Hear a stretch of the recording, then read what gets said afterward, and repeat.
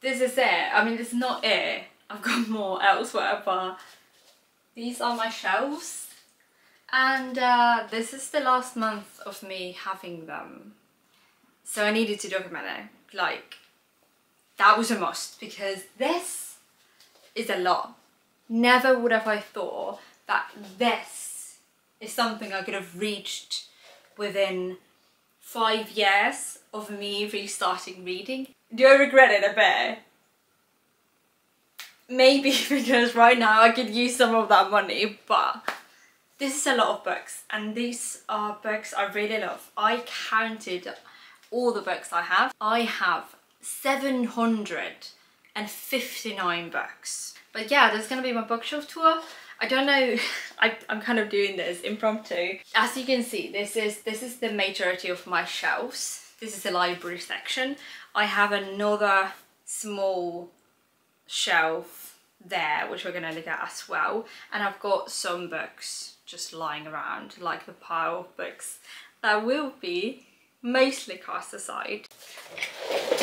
Yeet. Again, just trying to get most of my shelves in view, but how I've organised them is that this rightmost, leftmost, depends on which side, the window-most shelf is mostly fantasy and just genre fiction in general, and most of it is organised alphabetically, except my historical fiction shelf, which is organised based on when it's set, so chronologically. It starts off with fantasy, then we got sci-fi, then we got horror, then historical fiction, and then contemporary and young adult fiction. And then we have got this middle shelf, aka my favourite shelf, aka where should I stand, which, can you see the top of my shelf? Yes you can, I'm an idiot.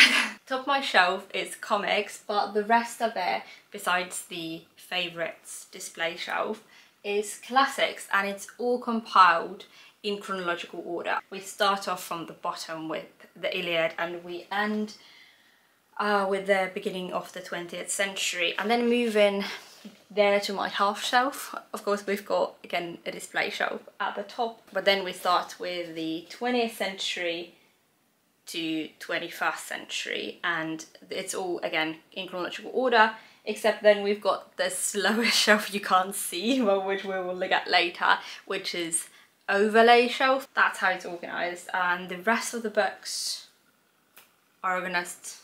Are they organised? That's a good question. Okay, again with the awkward angles, and you can see my vinyl of Ed Sheeran's Subtract, as well as my crocodile and my 2 Harry Potter ones. But with the books, or can you call them books? Are they books? They are comics mostly. Or should we start with the books?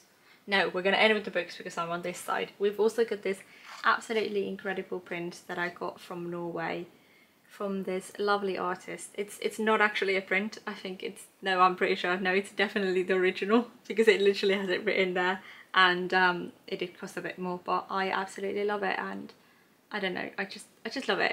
Can I say nothing more? No, but we're just gonna move it out of the way for a minute. Here we've got my comics. It is more than my wallet would allow, but it's also not as many as I would want to have, because I love comics. I just can't afford to purchase them. She says, I mean, in what, 10 editions of Hellblazer, or like 10 volumes, not editions. But from the beginning, from the very left, we have got some, why am I lagging at the minute? We've got, please don't fall, some issues. I've got some first issues that I have. I've got one of The Walking Dead, one of Saga, one of Monstrous, one of Descender, and one of a 70th, this is not the first issue, this is a 70th issue of a Finnish comic that I found somewhere, but these I purchased all from Norway as well. Then we have got Batman The Killing Joke, a semi-controversial though beloved comic, and I do love it. It's not my favourite Batman though, like there are ones that I do enjoy more, but it's the only one I own. I think I got it for Christmas or something, and I'm really grateful that I have it. I would want more Batman. One day I'll have a Batman collection because I really enjoy Batman, but for now it's the only Batman that I own. I have got 2 Doctor Who comics. I have got Doorway to Hell, which I remember enjoying, but I read it like 5 years ago, so don't trust me on that.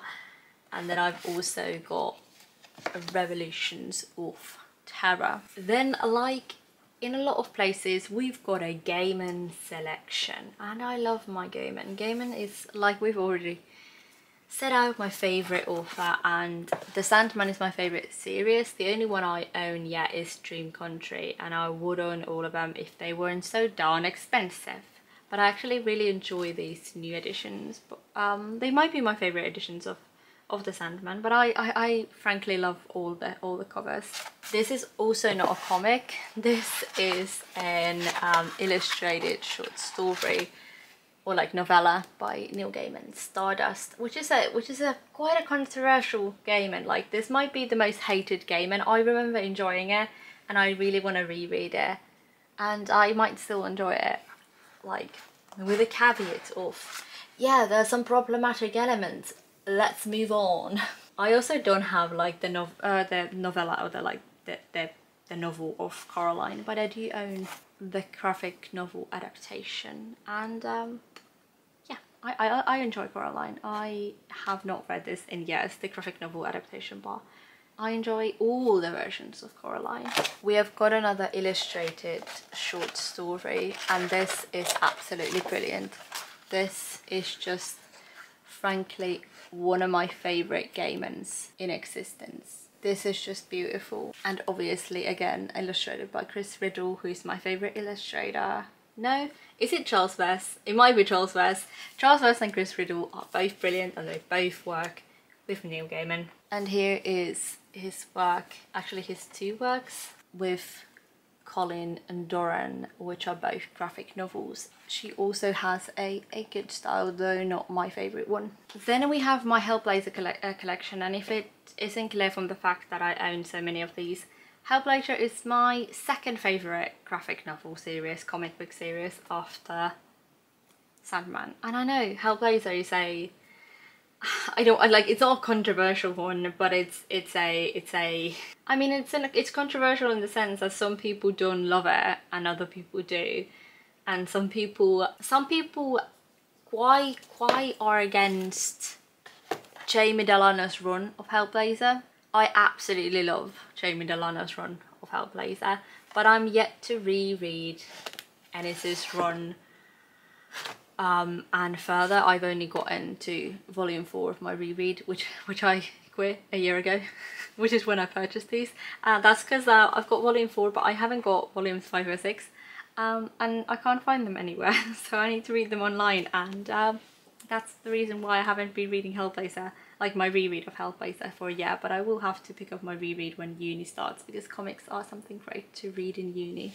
Some absolutely wonderful artists have also worked on Hellblazer, and some absolutely stellar stories. Also, Gaiman has written a story for volume 4, which is my favourite volume so far. It's so, like, I know that it's one of my favourite stories, it's The Family Man, but I love Hellblazer. It's a very dark comic, and it lacks the hope of The Sandman. Like, The Sandman is a dark comic, but it has the hope, whereas Hellblazer is just like bleak, but in a way that I love, whereas usually I don't like bleak stuff. Who am I kidding? I do enjoy bleak stuff, but I keep on telling myself that I don't. And the only Marvel comic I have is this copy of The Avengers, which my friend got me one year, but it's volume 4, so I still haven't been able to read it. So and I've not read New Avengers. I've read some Spider-Man and X-Men mostly, but I don't own any of that. But yeah, and then we've got my single Junji Ito. Why did I open it the wrong way around? You can see that I'm a comic reader, not a manga reader. I enjoyed it. I really need to read more of Junji Ito, but comics are expensive. Then we got my Heartstopper collection, and I love Heartstopper.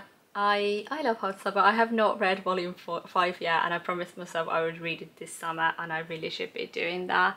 Heartstopper is just brilliant. It's so heartwarming. Like, this is such a contrast. We've got Hellblazer, John G. So Heartstopper, but that's me. This is how you represent me. We've got some Batman, Doctor Who, Neil Gaiman, Hellblazer, Heartstopper, and then we got like those two novels there. This is like me represented on a shelf. So here we also got Ain't Burned All the Bright by Reynolds and Griffin, and I own another Reynolds. Where's my other? Oh, I think I borrowed it to a friend of mine like a year or so ago. I don't know if I've asked it back, but I can't find it, so I clearly don't have it. But I really enjoy this, and then the other one, what is it called? Long Way Down? All the Way Down? Something down, by Reynolds. He writes like poetry, graphic novel style, and it's great, it's great.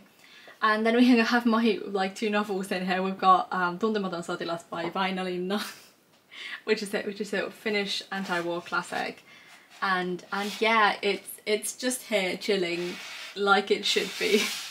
And behind it we've got a couple more comics. We have got The End of the Effing World comic, which I actually was so disappointed by when I read it, because I really enjoyed this TV show, but I didn't really like the comic. And then we have got The Girl from the Other Side volume 1 and 2, which I really love, but because I own the collected edition of them, which we'll come to, I've stacked them behind there. But yeah, I really love them. They're some of my favourite manga that I'm yet to read. So wholesome but dark. And we've also got my one historical fiction in here, Booth. It's a brilliant book, and I just wanted to showcase it because I love the cover and I absolutely love the book. It was one of my favourite books in 2022, I think, and it's so like maybe my favourite historical fiction book I've ever read. It's about the family of John Wilkes Booth. And it doesn't really focus on John, but like these people are all problematic. It's not trying to like romanticize the family, but it's such a great character and like relationship study that I absolutely loved it. And we've got theatre, and we've got like, I don't know, I kind of enjoyed this time period as well. Like it was a horrible time period in America, but it's like the only time period in America which interests me. I don't know. I'm also interested in like the 20th century, the 20th century America, but like pre-20th century America. I don't know, it was a really good book, and I want to showcase it because it's beautiful. Then we have got my central display favourite shelf. This is my beautiful shelf. This is what your eyes land on, and it is gorgeous, and I absolutely love it. I think we should start from the left, and here we have got Neil Gaiman. I mean, we already went through Neverwhere, and I think I said that it's like not my favourite. That's not why it's here. It's here because it's beautiful and it can stand on its own. Let's check what's behind Neverwhere. Behind Neverwhere we have got my V.E. Schwab's shelf, and most of this I've not read. Like the organisation is as it is so that you can see The Invisible Life of Addie LaRue, my two editions of it, because that is a favourite book of mine. But it's not the only V.E. Schwab that I've read. I've also read Gallant, of which I've also got 2 editions of. I'm not actually going to take none of them out of there, I'm so sorry.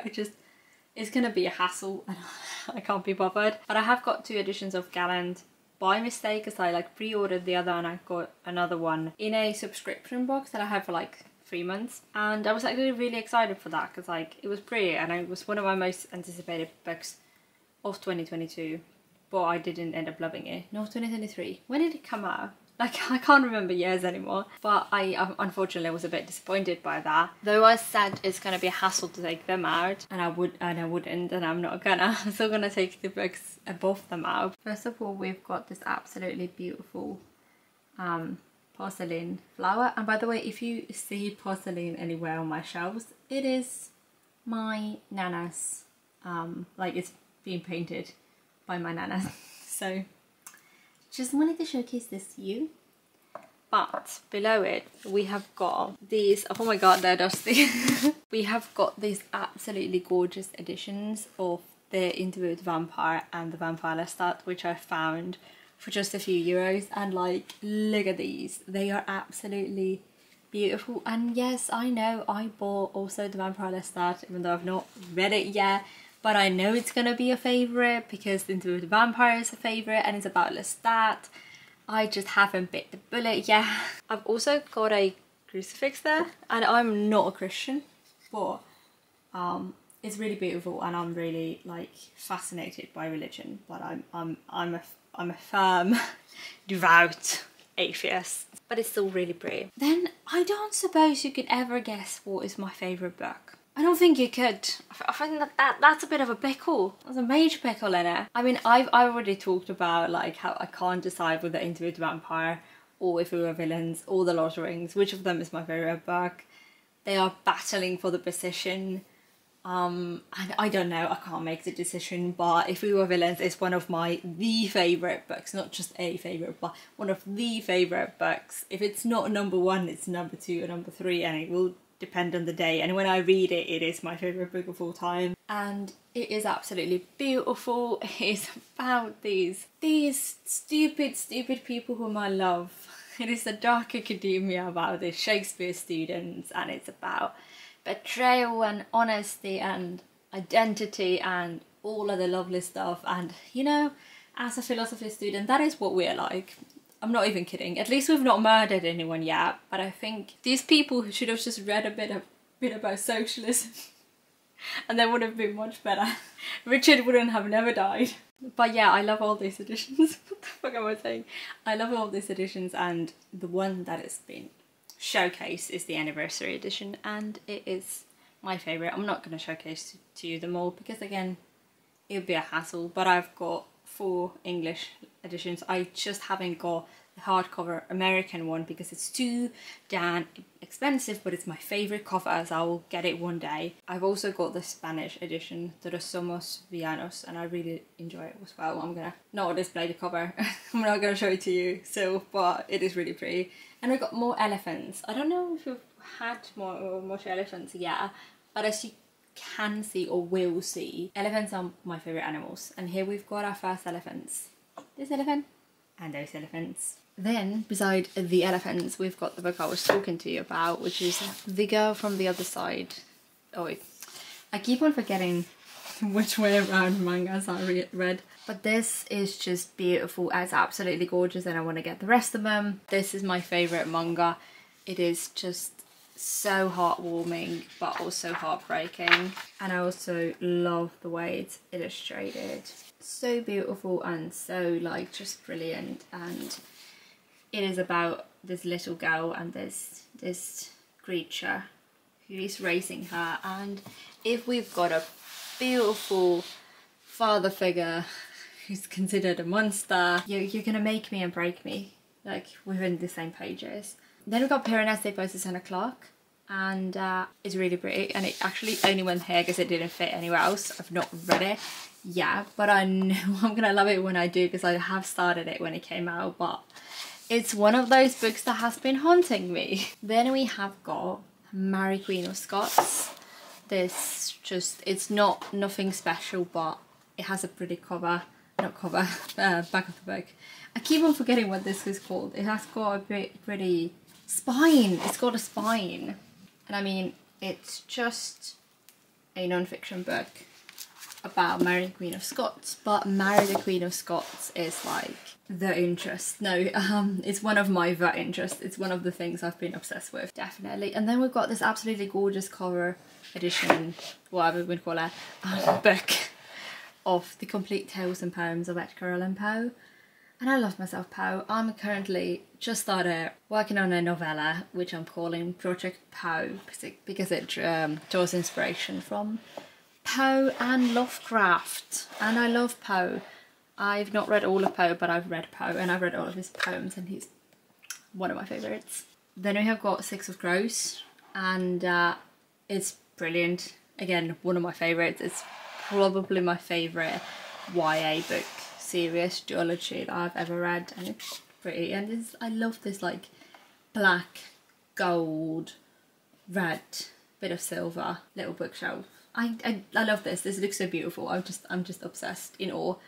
And the other major interest of mine is not the Black Death, but it is 14th century Europe, and that was when Black Death loomed, and this is, oof, it's so beautiful. But this is indeed my only Folio Society book, which I bought secondhand because I could never afford a first-hand Folio Society book, but it's just absolutely gorgeous. If I had the money, if I were a rich man, Folio Society books is where my money would be going.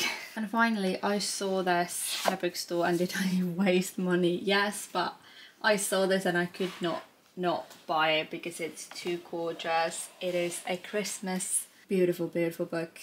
It's not just a Christmas carol, but it does contain a Christmas carol and other Christmas tales. It has got Christmas tales and Christmas poems and absolutely gorgeous illustrations. I read some of the Christmas poems last Christmas, and it's just, oh, this is where I go. Yeah, it's just beautiful, and I love Christmas. I like, it might look like Halloween's my favourite holiday because everyone who's alternative loves Halloween, and I do love Halloween, don't get me wrong, I love the entire month, but Christmas is my favourite holiday. There's something so heartwarming and just lovely and hopeful and just me, very me about Christmas. I'm one of those people who celebrates Christmas the entire month, and when everyone starts complaining about Christmas songs playing in November, I just get happy and giddy and just start living the best life.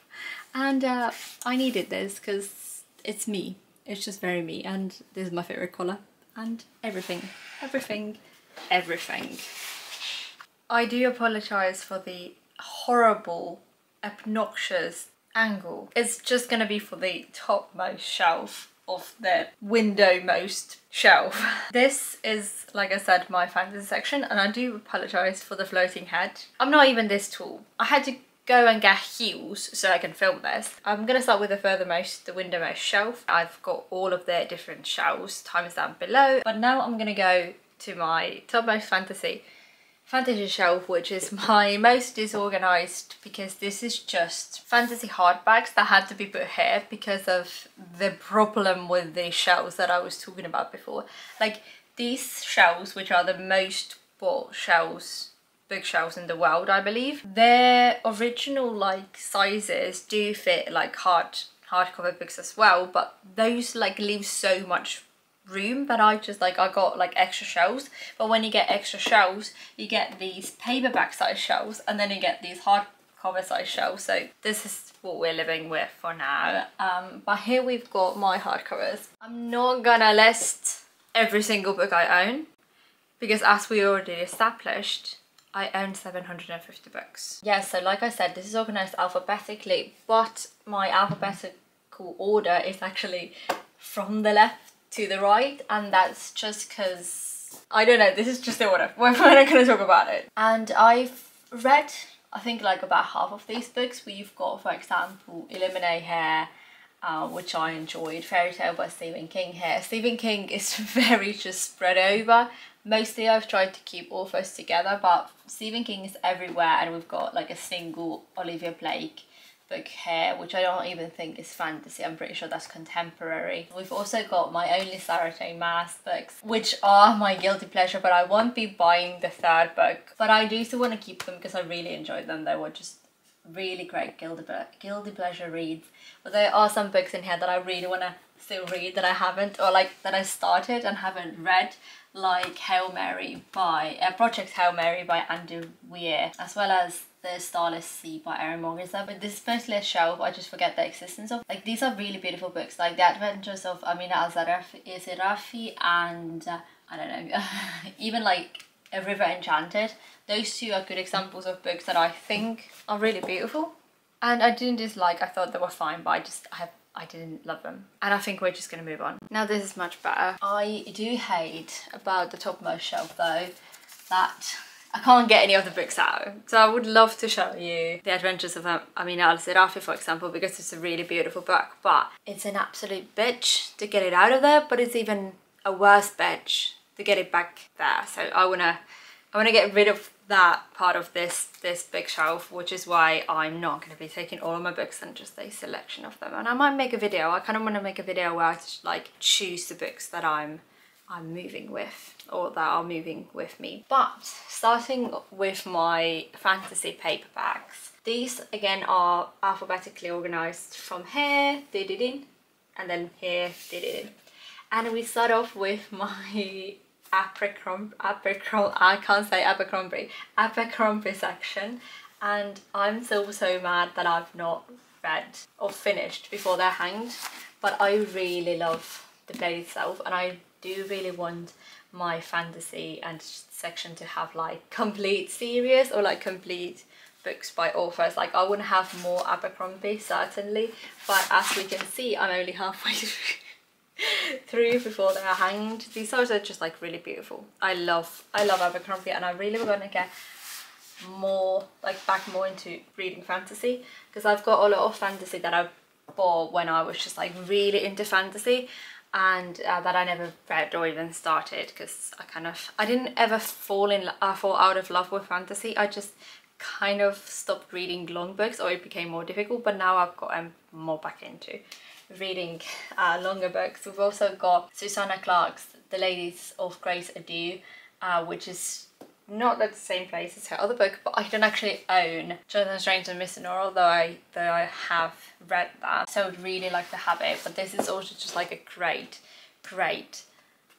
modern fantasy fairy tale short story collection. I also just really want to read Kings of the Wild, because I think I'm going to enjoy it, but actually I think I would have enjoyed it much more when I purchased it 3 years ago, and I'm a bit scared, like have I gone past that period in my life where it's going to be a new favourite. But then we've got one of my favourite things ever, which is my Neil Gaiman section. I love Neil Gaiman. Neil Gaiman is my favourite author. That is like non-debated. He's also my most read author, I'm pretty damn sure. And here I've got Neverwhere, American Gods, Fragile Things, Ocean at the End of the Lane, and Norse Mythology. And I actually started reading American Gods yesterday, which is a long book. We already talked about, you know, how I felt about long books, but I really just want to force myself to read long books again, and it's not been difficult. I can't speak today. I'm 70 pages in, and I've read that section before, because I think I read like 200 pages when I started it like 4 years ago. I know what's going on, but I'm still so incredibly captivated automatically, like from the very beginning, because it's Neil Gaiman and he can just write. But I also love the editions that I have of Neil Gaiman's works, and I want to collect all of these. I am missing Ocean at the End of the Lane, Stardust, and Anansi Boys. These are the Morrow fiction kind of, I don't know what editions they are. They're like mass market-ish paper, like they're not mass market paperbacks, but they're not your typical mass market paperbacks. They're a bit different, but they're like this, and they're like thinner. The covers are absolutely beautiful, and they kind of have this old vibe about them. I also have Fragile Things, which is your typical mass market paperback, but James Lane is my favourite book by him, or like my favourite novel by him, most certainly, and I need to reread this because I don't know when I last read it. Another book series that I really want to collect that is in a similar style as Abercrombie's, which is like my favourite style of high fantasy book covers, and that is Assassin's Apprentice by Robin Hobb, which I really want to read this summer if I have the time to do that. I want to own all of Hobb. I want to have read all of Hobb. That is what I want to do during my university years. That would be like the goal. Another book that I really want to finish is Black Leopard and Red Wolf. No, just Black Leopard, Red Wolf by Marlon James. I read that far into it a year ago and I was loving it. I was like the only one of the like buddy read group who was enjoying it, and I was loving it, and I felt like it was going to be my favourite book, but because it's a long book I didn't finish it, and I need to finish it one day, because this is, I feel like, what I want from my fantasy, what I love about fantasy. I've also got The Stand and Doctor Sleep by Stephen King here. because like I said, Stephen King is all over the place, and I feel like they were like fantasy enough to go here because they didn't fit where the rest of my Stephen King is. I just really need to read more Stephen King again. I listened to The Long Walk last autumn, but I don't own it physically, and I really enjoyed it, and I really need to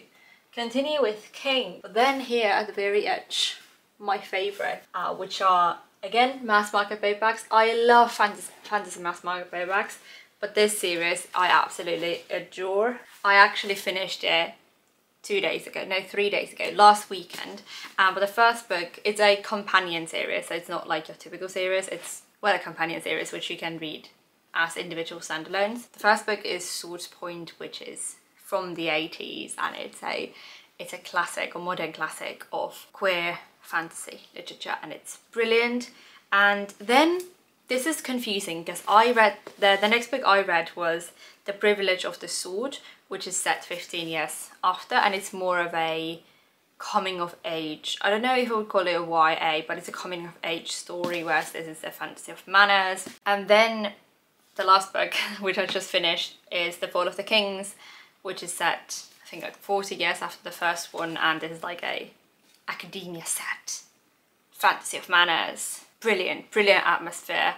But this was actually published before this, so I don't know the like proper order of them, but I think the author like herself said that this is not a trilogy, it's a series of standalones, so I think you can read it in whatever order you want. But I would really recommend just checking which one piques your interest the most and picking that up. This is my doing. This I've taped it all over the place. I haven't owned another book which is in such a bad condition, or like which I've put in such a bad condition, but I kind of love it. I love books looking like they've been read. I've got to say though that I own T.J. Clune's The House in the Cerulean Sea, and I have kept it because I want to get his other books, because I especially really liked or loved Under the Whispering Door, but I didn't actually love House in the Cerulean Sea, so that's unfortunate. Like,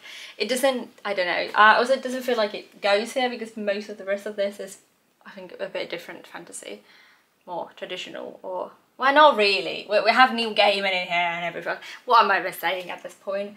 But then it continues here. I've got some Mark Lawrence in here. I've got another mass market paperback, but I only got King of Thorns because I think I found it secondhand. I've read this entire series and I love it, but I also have read Sister, which I've not read yet, but I should because I really enjoyed Mark Lawrence. But like I said, I've not really been reading fantasy. We've got Game of Thrones, which I've started like 3 times and never finished, but we've got them, George R. R. Martin. If I've read the first book before he publishes the last book, I will be very happy with myself. We've also got quite a bit of Brandon Sanderson. You want to know the truth? I've not finished a single one of these books. I have read halfway through The Final Empire. I was really loving it and just put it down. I have read 200 pages of The Way of the Kings and I wasn't really loving it and I put it down. I'm gonna return to Brandon Sanderson someday though. We've also got some other books I've not finished. We've got one Neil Gaiman in here. I don't know why it's here though. No, I think it's here because I didn't want to separate the other book series, so I put it under Pratchett, and that's Good Omens. Good Omens is good. It's not an omen, it's just good. But beside it, we have a series which I will finish this month, that is, or like within a month, let's say that, before I move. And that is my beautiful collection of, what is this called? It's Dark Materials. I love these editions. I have The Northern Lights, which I really loved. I have The Subtle Knife, which I equally enjoyed. And I've got The Amber Spyglass, which I'm loving, but I've not finished it yet, though I started it 2 years ago. And I have got these wonderful annotations in here, and I really want to finish this. I also love how, again, red they look, and this is the type of covers that I really enjoy, the foilness of them, the single colour, all of it. And this is just brilliant series. And yes, I'm storing it with my adult fantasy, because though it is YA, it doesn't read like YA. It reads like heartbreaking, absolutely philosophically immaculate story writing. It's just great. Okay, I think we're gonna go the next section, which is my sci-fi shelf. I love being able to do this. Ah, you're going down. This is not a good filming position. No, this is horrible. I found no way to fix it, so we're gonna lower this. The alphabetic order starts from the right and ends to the left, and first we've got some of my favourite stuff in the world. The Hitchhiker's Guide to the Galaxy. Those almost fell. And let's not forget the illustrated cover by Chris Riddle. I do want to get the more newer copy of The Hitchhikers as well, and I want to annotate that. This is my original cover. I like, well, the original I read. Actually, I think I read this in Finnish first when I was a kid, but that was from the library, so this is the original cover that I own. I don't own books 4 or 5 though, because I listened to them on audio actually for the first time last year. I did quite enjoy the second book, the 4th book, but not the 5th book, but I do want to get them. This is what I have. I shouldn't be talking about books that I don't own, but I keep on talking about books that I don't own. We've also got some Becky Chambers in here, whom I love, and I love also the fact that these are annotated. These are the only ones I own, though I have read her Monk and Robot series as well. This is brilliant, and this is just pure comfort. I actually would consider this probably my favourite shelf. I keep on going back and forth whether I love fantasy or sci-fi most, but sci-fi will always have that special place in my heart, probably also because Doctor Who is my favourite thing in all of existence, and actually here we've got some Doctor Who books as well. I also really enjoy these Philip K. Upick covers. These Philip K. Dick covers that I've only read Upick, which I didn't really love, but I should definitely read 200 Stream of Electric Sheep and all of his works, because I am a bit of a completionist. We've also got my Dunes. Dunes are must, and I love Dunes, and Dune is bloody brilliant and probably one of my favourite books of all time, but I've not gone past Dune Messiah, which is shameful, but that is not on me, that's on the fact that Children of Dune is nowhere. Anytime I'm going to buy it, it's not at any bookstore. I also really love this series, The Locked Tomb, and I would want to own the rest of these books as well, but I've listened to all of them on audio, so it doesn't even make sense why I own the middle book. But I do. One book I'm like so excited to read from her, and I've been so excited to read from her for the past 4 years, is Sparrow, because it deals with discovering aliens and I think going through a wormhole and time, but also religion and themes I really enjoy. We're going down, down on a merry-go-down. Sugar, we're going down swimming. I am out of frame, but the books are in frame, which is all that matters, though I think a bit unevenly. This is actually also like one of my favourite shelves that I've got. This is my horror-y. So it's kind of like my dark literature shelf, and I think it's quite funny that most of the books there are also dark. That's just how they, you know, market that this has got some dark themes in it. But like we've been through, alphabet is the set. I can't say that word. That's something we've been through. The alphabetic order starts from the right with Ninth House by Lee Bardugo, and I actually really want to read it. But like we've been through already, it's another book. This is one of those shelves which are very difficult to actually pull apart. So we're going to start with Atlas 6 apparently. I've also got Atlas Paradox and Masters of Death. And then I forgot to order the 3rd Atlas book, and I'm pretty annoyed about that. I also never got one of the Oliver Blake books by Waterstones, and they refunded me, and I was just like, well, can I get the book? And they were like, sorry, we don't have any more of them. So that was a bit of a rant.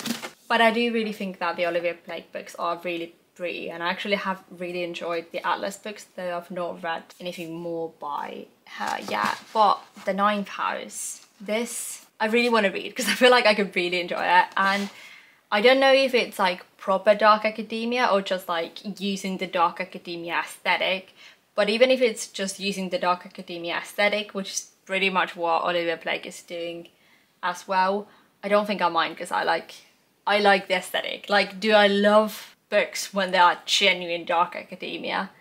Yes, but just using the aesthetic also just like works if the book is good in other senses. But in general, this is kind of like my vibe. I really vibe with this style of literature. One of the books I really enjoy the most in here is The Soul's Grows Heavy by Cassandra Core. I actually just reread it this month, but I read it originally last year, and it's just one of my favorite books of recent years. It is a horror-y, gothic-y, romantic style retelling of The Little Mermaid, and it's eerie and beautiful. It's grotesquely beautiful, and I love stuff that can be defined like that. Then we have got my like other Stephen King selection, which again, does it really make sense how these Stephen Kings are organized? No, it doesn't. But here we go. Here we got the rest of them. I've got Carrie, The Shining, The Institute, and Later. And I actually really like The Institute, and I'm gonna want to reread that. But The Shining is my favorite Stephen King. Nothing like The Shining yet for me. And this is one of the books that I read when I first got back into reading, and one of the books that made me fall in love with like horror literature. Though I've always been a horror fan, because I but I've always watched horror TV and horror films. I mean, I also should read Empire of the Vampire, because I've started reading it, and it's just my vibe. Babel is also really beautiful. It just looks so great on the shelf with this back. Waken House is one that I've never heard anyone talk about, but I really enjoyed it. It's like a gothic, literary, historical, mystery book that also deals with kind of this maybe haunted painting or just an insane man, and it follows his daughter, and it's great. It was really beautiful and brilliant, and I read it in a day, I think, or two, back in 2021. Then I obviously also have to touch on my favourite, perhaps, book of all time, The Interview with the Vampire. One might say that I loved it. One might say so. I've still not finished a reread of this, so I've started several. I don't know. I love this book. It is me in book format, and that should definitely explain why I have not read Vampire Lestat. Should definitely explain that.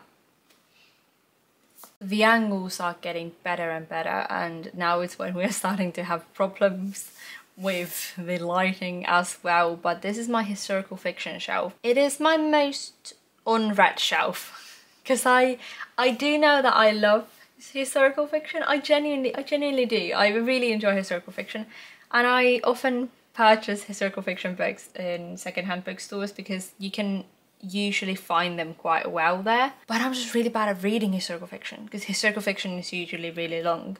This is my only non-alphabetically organised shelf here, and it is organised chronologically. So we start with the earliest and end with the latest. I have got to say that I don't know if it's completely order at the minute. I always look at my Anthony and Cleopatra book there, because it is so beautiful. Just like the way Cleopatra looks at you from the... Why am I so lagging on what the edge of the book is called? Anyways, the way she looks at you from the title cover. Just in general as well, this goes well to the style of books that I already showed that I love. The way that it's like kind of dusty, papery, but with foiling and prettish stuff. This is, I love this. Yeah, he always looks at me like, read me, and I'm always like, one day. But we've also got some books that I've actually read and enjoyed, like Paudolino by Umberto Eco. Umberto Eco is a beautiful man, and this is a book that is in very bad condition. but I read this a couple of years ago and I loved it, and since then I've wanted to read all of Umberto Eco, but he wrote some long ass books. So I've not actually read nothing but this, but I will. One book that I've been thinking that I would love for a long time since I purchased it, but I just haven't been reading it, is Hurdy-Gurdy, and I finally picked it up this spring, and guess what? I loved it. So I really should be picking up the books that I enjoy. And again, this goes into the selection of covers that are just like my type of like fantasy and historical fiction covers. This book is absolutely impossible. I'm just gonna take this out and throw it out because I can't take anything from the shelf. This book is a book, by the way, which I read this much of one day when I purchased it, and then I didn't. This is why I have like half of my books unread, because I just read a bit into them and never finished them. But this is the only shelf where I've got two books by the same author which are not located next to each other, because I also have got The Name of the Rose by Umberto Eco, which I just have not read yet because it's bloody long. I really enjoyed this bookshelf, and I do think I would enjoy all of these books, because I rarely read historical fiction that I don't enjoy when I've picked it up like purposefully and not just, I don't know, that was recommended. I usually do just like pick up historical fiction books that are about historical figures I'm already interested in or know about, or are set in historical periods which are within my interest area, or it's just about subjects which are, you know, part of my interest, which is why we've got like, I don't know, some specificity in here that I don't know if it's clear to you. But then again, sometimes I do pick up, you know, later works like The Mercies. I gave in and it was recommended and I picked it up and I've still not read it, and I'm not really interested in reading it either, though it's a really pretty book, because it's just not about subject matter or time period which interests me. Oh, one book that I really enjoyed is Kindred by Octavia E. Butler, which could go within my science fiction as well, but I think it fits here with how much of it is set in a historical time period, and I do want to read more Octavia E. Butler. That was a goal of mine for the year, which I've not accomplished yet. And here at the side we have also got this overlay historical fiction selection, which I've not read any of these books. I really want to get the third book within the Wolf Den series, because I did start the first book and for some reason I didn't finish it, and I kind of thought to myself that when I own all of them I'm just gonna binge through all of them. So I have still got that like idea, but it's still, I don't know, it feels wrong to just like buy the third book when it's gonna cost me like 20 euros or 20 pounds if I order it, when I've not even read the first one. I also know that I own Just Go Tell the Bees That I'm Gone, signed edition of that, even though I don't own any of the other books. But I'm gonna read the entire Outlander series because I love that TV show, and I really loved, or like really enjoyed that first book when I read it years and years ago. This is my, what would you call this? It is my kind of an overlay shelf, and down at the very bottom is my young adult shelf. And I think you can see that I don't really read, why am I kind of speak today? I think you can see that I don't really read young adult that much with how little of it, like not necessarily how little of it I've got, but just where it's located. But that doesn't mean that I didn't enjoy these books. I've actually got way more young adult in my get rid of pile. Here are mostly young adult books that I'm still interested in reading and I haven't read yet, or books that I genuinely really enjoyed. But first we're going to talk about this shelf, which is again layover. So we've got some young adult in here as well, but then just like my contemporary adult books. So here at the very edge, which you can't really see, we have got Ace of Spades by Farida Apike Yemide. I butchered that completely and I'm so sorry, but that's one book that I've really wanted to read for a long time, but I just haven't. It's a young adult book, but it's one of the young adult books that I'm really still interested in reading. And obviously we've got my Little Women section in here. I have got them here instead of, you know, where they should be with the classics, because A, they are young adult, but also the colour scheme just like doesn't go. I have read the first 2 books, but not Little Men and Joy's Boys, and I should probably do that someday. Then we've also got some of all of the selections. I only got 2 Emily Henry's, but I do want to get all of her books, just because, like, I don't know, she's been one of those romance authors which I've really enjoyed as someone who doesn't much read romance, and I like the idea of like having them collected, but I'm not going to buy them anymore even if I were to read them, because it feels like a waste of money. Another one that we've got there is Crazy McQuiston, which I've loved. I loved Red, White and Royal Blue, and I really enjoyed One Last Stop, but this feels very incomplete without I Kissed Shara Wheeler, which I also really love. That is my second favourite of their books, even though a lot of people didn't love it, but that I listened to an audio like all of these, so I haven't purchased it yet, but I haven't been able to convince myself that like it makes sense to purchase it with how I should be spending money at the minute, but I do want to own it one day. And I think the only author I've actually completed, though not completed anymore because I've not read Hardstopper Volume 5, but like one author that I have completed in the past is Alice Oseman, and I really enjoy her works. They make me feel like the young adult in me that should have read these books is healing. I mean, I'm still kind of young adult, though no, I'm not a YA person. I'm not a teenager, but I'm still a young adult. But like the 15-year-old that should have read these books in me is healing when I read these books. And also the 21-year-old, you know, I'm still a child. This is my worst angle, yeah, but I can't find my shorter handheld camera holder, so we're gonna live with this for now. This is my YA selection. I'm not really gonna talk about it much because I haven't really got much to say. One big series that is here that I really love, but I'm also scared to reread because I don't know, like, is it just part of a period in my life when I was just like starting to read again but still a teenager? Wow, that went well. But that is my Carry On series. Simon Cowell. Simon Snow. Is it called Simon Snow? Why am I lagging out a minute? My Simon Snow Carry On book series, which I just absolutely loved to the moon and back a few years ago, like everyone else. I'm just a basic girl. But besides that, one book also that I've really enjoyed in here that we do want to keep and maybe want to reread one day is Watch Over Me by Nina LaCour. This was a very beautiful book which handled or like touched on the topic of grief, and I think I read it a bit after my dad died, so it really is an important part of my life. And actually, don't judge me too fast, but another book that's really important to me, like memory wise and concerning when I read it and how it influenced me, is Turtles All the Way Down by John Green, which really made me reflect on my own mental health and just like the way I thought about things, and made me actually like ask for help properly for the first time.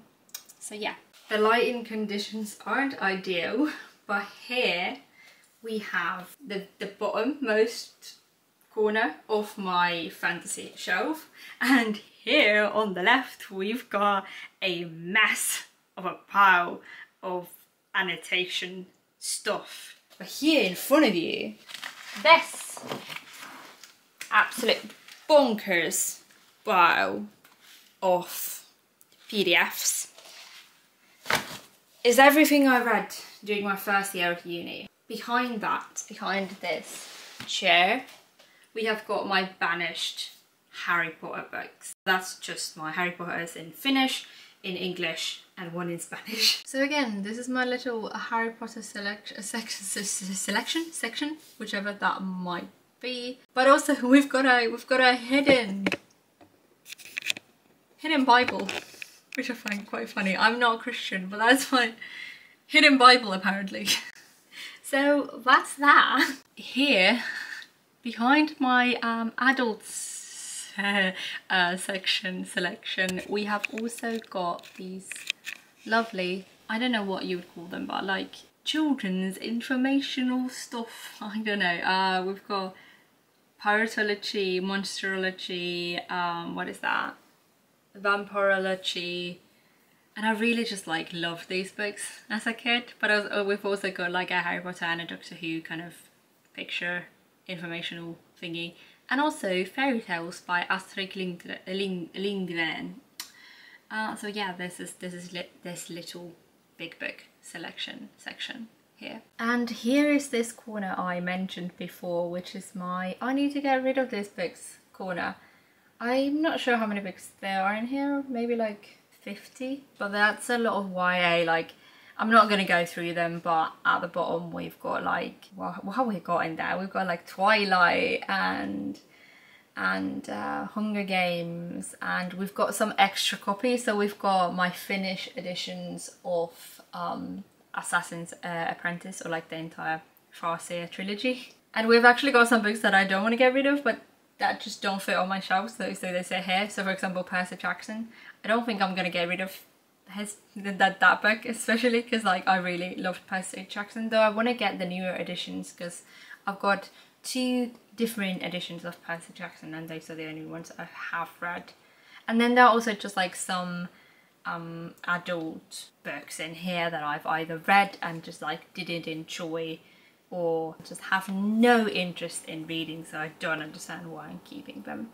This is the bookshelf tour of Bad Angles, but here are the lowest 2 shelves of my middle shelf, the beginning of my classics shelf, or also a weird shelf. There's another overlay shelf, but there's a proper overlay shelf down here at the bottom. We have got actually some quite pretty books in here, which is just like hidden because they don't fit anywhere else. And that is my cover of Circe and Ariadne and Electra, which I definitely wanna showcase better when I have the room for that, but they could not fit in my historical fiction shelf for obvious reasons, and they're not anywhere else neither, so this is where they have been abandoned. We've also got my little Pratchett selection, and I should be like continuing with my chronological reading considering I have pyramids there, etc. I just basically got mad that they discontinued selling these 2000s versions because I don't like the new covers, and I already started collecting the old covers, and you can't find these 2000 covers anywhere anymore. And I got mad at that and I stopped reading, but I shouldn't have taken out my grief on Pratchett himself. Hi, yes indeed, I have changed my person. You know, you will never find out where the cut was, where it changed from yesterday's me to today's me who has washed her hair. You can never know, I will never tell. And yes indeed, you can see my Lord of the Rings books there, and I haven't touched on them because they are on a shelf of their own, on another display shelf. But you're not actually going to see them today because this is too long. I have too much footage, I've shot for too long, and my bookshelf tour isn't going to go out in 2 parts. This first part is a part where I've touched on my fantasy, my fantasy, my sci-fi, my horror-y and my contemporary romance, YA, etc. and my comics. And in the next video I will be talking about my wonderful, beautiful, beloved classic shelf, as well as my contemporary books, my poetry books and my non-fiction books, as well as my Lord of the Rings shelf. Should I be talking about that today? Yes, I probably should. I most likely should.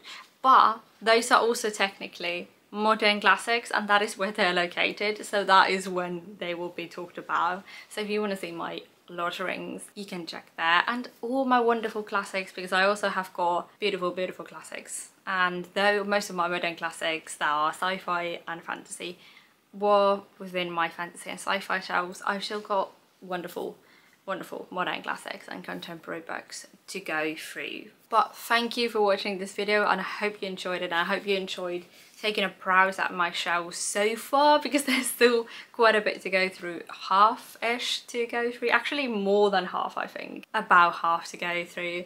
I love these shelves and they're so beautiful, and I've dedicated so much time into like putting them together and organising them and just gathering these books, all of which I shouldn't own because then I would have more money and I would be less screwed. But I also love all of them, and I will definitely read all the books I haven't yet read. But I love all these books and they're great, and I've been repeating myself, so probably should go now. But thanks for watching and stick around, and I will come out with other stuff and not just bookshelf tour videos. And also, if you're interested in me talking about my fantasy reading as well, I will be talking about that as well, though like my last couple of videos have been more focused on classics because that's just where my brain's been at. But at my heart and within my core and in my person, I'll always be a fantasy and a sci-fi girly first and foremost.